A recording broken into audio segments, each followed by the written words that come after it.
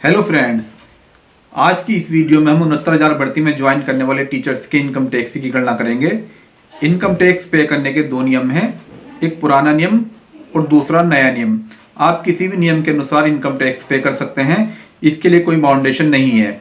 तो आज की इस वीडियो में हम आपको विस्तार से बताएंगे कि आपको टैक्स किस तरीके से पे करना है ताकि आपका टैक्स जीरो बने। वीडियो को शुरू करने से पहले आपसे निवेदन है, अगर आप हमारे चैनल पर पहली बार विजिट कर रहे हैं तो हमारे चैनल को सब्सक्राइब कर लीजिए ताकि आने वाली सभी वीडियो के नोटिफिकेशन आपको टाइम से मिलते रहें। शुरू करते हैं आज की वीडियो। साथियों, टैक्स की गणना करने से पहले हमें टोटल इनकम को कैलकुलेट करना होता है। तो सबसे पहले हम मार्च 2023 से फरवरी 2024 तक के वेतन की गणना करते हैं। 69,000 भर्ती में ज्वाइन करने वाले टीचर्स का मार्च 2023 में मूल वेतन 37,600 था। महंगाई भत्ता 38% की दर से 14,288 रुपये, मकान भत्ता 1,340 रुपये। यहाँ पर हमने मकान भत्ता ग्रामीण क्षेत्र के अनुसार लिया है। अगर आप शहरी क्षेत्र में रहते हैं तो आप शहरी क्षेत्र के अकॉर्डिंग मकान भत्ता यहाँ पर ऐड करें।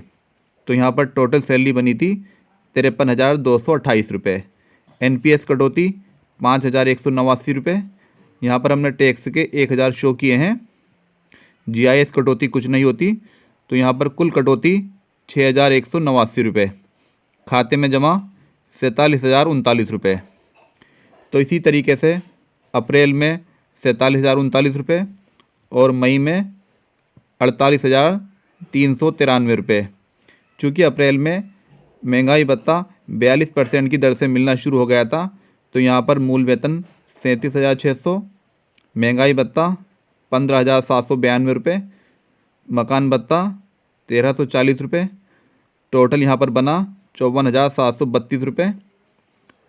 इसके बाद हम देखते हैं जून में भी टोटल हमारी सैलरी बनी 48,393 रुपये खाते में जमा। इसके बाद हम जुलाई 2023 की सैलरी देखते हैं। जुलाई 2023 में इंक्रीमेंट हुआ था, तो यहाँ पर मूल वेतन 37,600 से बढ़कर 38,700 हो गया था। यहाँ पर महंगाई भत्ता 16,254 रुपये, मकान भत्ता 1,340 रुपये। टोटल सैलरी बनी यहाँ पर 56,294 रुपये। खाते में जमा 49,799 रुपये। इसके बाद हम अगस्त 2023 की सैलरी देखते हैं। अगस्त 2023 में मूल वेतन 38,700 ही था। यहाँ पर खाते में जमा 49,799 रुपये। सितंबर में भी 49,799 रुपये, अक्टूबर में 49,799 रुपये। उसके बाद नवंबर महीने से जो हमारा महंगाई भत्ता था वो 42 से बढ़कर 46% हो गया था। तो यहाँ पर हमारा आप देख सकते हैं महंगाई भत्ता 17,802 रुपये बना। टोटल सैलरी 57,842 रुपये। खाते में जमा 51,192 रुपये। यही सैलरी हमारी दिसंबर में भी 51,192 रुपये। उसके बाद जनवरी 2024 में मूल वेतन 38,700 ही। टोटल सैलरी बनी हमारी 57,842 रुपये। यहाँ पर हमने इनकम टैक्स शो नहीं किए हैं, तो टोटल कटौती 5,650 रुपये। खाते में जमा 52,192 रुपये। तो इसी तरीके से फरवरी में भी हमारी यही सैलरी रही। खाते में जमा 52,192 रुपये। इसके बाद हम टोटल कैलकुलेशन देखते हैं। तो यहाँ पर हमारी टोटल सैलरी बनती है 6,72,464 रुपये। टोटल इनकम टैक्स 10,000 रुपये।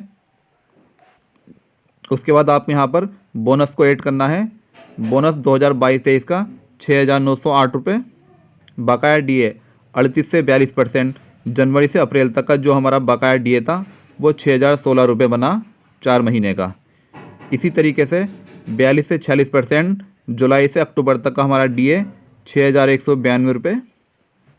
तो यहाँ पर हम टोटल कैलकुलेशन करते हैं 6,72,464 रुपये और ये तीनों अमाउंट।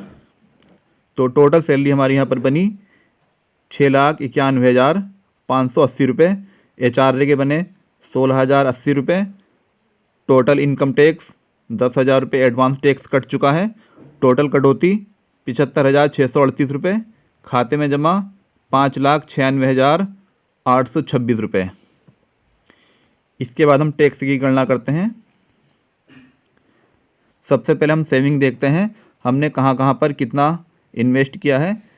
तो यहाँ पर हम मान लेते हैं कि हमने पीपीएफ में 20,000 रुपये जमा किया है, एलआईसी में 40,000 रुपये किया है, एनपीएस में 65,638 रुपये की हमारी कटौती हुई है।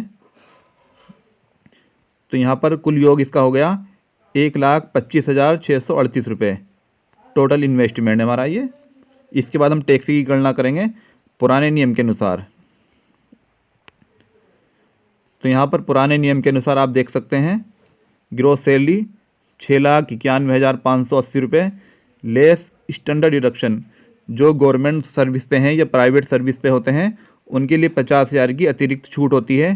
तो यहाँ पर हमने 50,000 माइनस किए हैं।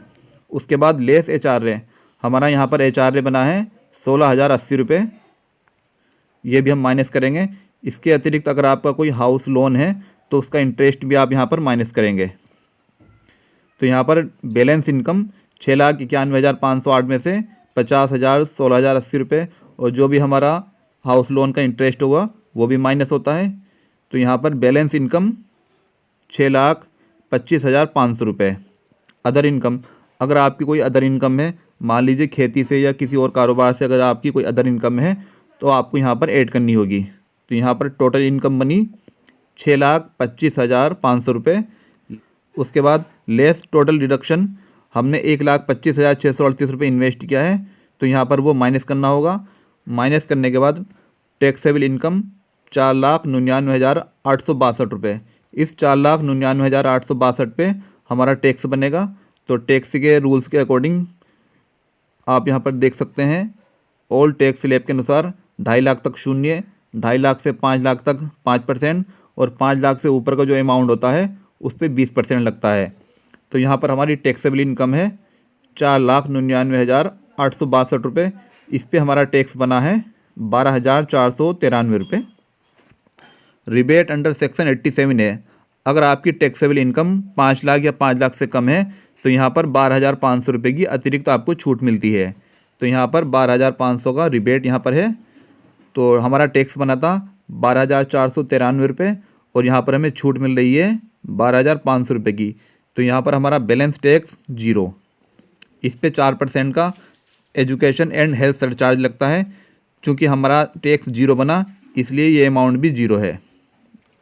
उसके बाद एडवांस टैक्स, हमारा यहाँ पर 10,000 रुपये एडवांस टैक्स कटा था और इसके बाद रिफ़ंड, ये हमारा ITR के टाइम 10,000 रुपये रिफ़ंड हो जाएगा। तो पुराने नियम के अनुसार आपका टैक्स बना 0।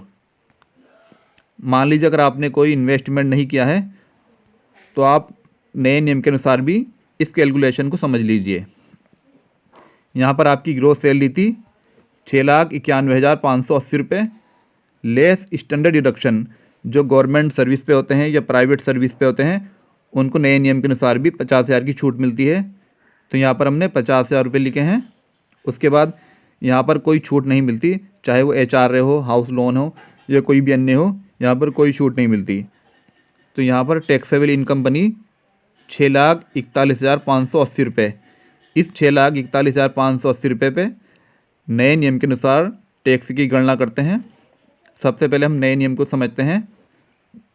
नए नियम के अनुसार 0 से 3 लाख तक टैक्स 0 है, 3 से 6 लाख तक 5%, 6 से 9 लाख तक 10%, 9 से 12 लाख तक 15%। तो यहाँ पर हमारी टैक्सेबल इनकम बनी थी 6,41,580 रुपये। इस 6,41,580 रुपये पे टोटल हमारा टैक्स बनता है 19,158 रुपये। रिबेट अंडर सेक्शन 87 है। यहाँ पर हमारी जो रिबेट मिलती है वो 25,000 की मिलती है। 25,000 की छूट आपको तभी मिलेगी जब आपकी टैक्सेबल इनकम 7 लाख या 7 लाख से कम है। अगर आपकी टैक्सेबल इनकम 7 लाख से अधिक है तो आपको यहाँ पर कोई रिबेट नहीं मिलेगी। इस बात का आप विशेष ध्यान रखें। तो यहाँ पर हमें रिबेट मिली है 25,000 जबकि टैक्स बना था 19,158 रुपये। तो यहाँ पर बैलेंस टैक्स 0। तो यहाँ पर हमारा टोटल टैक्स भी 0 बना। उसके बाद एडवांस टैक्स 10,000 रुपये और रिफ़ंड ITR के टाइम ये 10,000 रुपये रिफ़ंड हो जाएगा।